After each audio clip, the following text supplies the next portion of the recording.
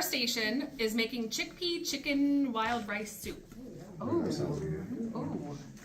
Ours is cilantro lime chicken. Yum. We have easy sausage gumbo. No, I think that says extra complicated sausage. I think that's what it says. And we are making balsamic steak bites. Oh my.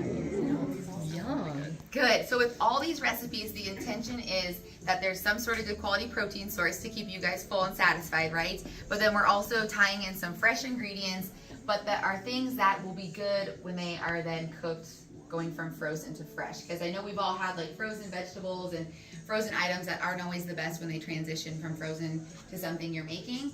Also, almost all of these are gonna be a crock pot meal.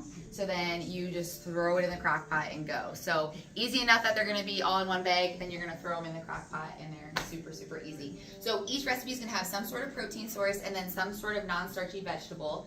The only one is this guy will be when you cook it, you'll add the vegetable to it, but everything else should have something to it. And then some really good carbohydrates in there as well. So you'll see beans or corn, things like that. That way those carbohydrates are gonna give you some quick energy that you need in the minute, but the protein helps make sure that it lasts you all day, all night, those late nights and early mornings and all that stuff. So they have all these nutritious components that we're trying to pair together, make it easy to prep and cook, but still get a balanced meal. So that's the intention behind all of them. So chicken, these are awesome. You've probably seen these, Brett, because you work at Target, right? Yes. Yes. If anyone hasn't seen these are chicken sausages from Target. It's their Good to Gather brand. So this is one of the easiest protein sources I talk to people about because they're fully cooked, first of all, so it doesn't take a long time, and they're individually wrapped and they're super clean. So this is literally like throw into a pan with peppers and onions and saute it, and you have a full meal that's really balanced in like 10 minutes. So super quick. So I'm super excited about these guys. And then steak over here.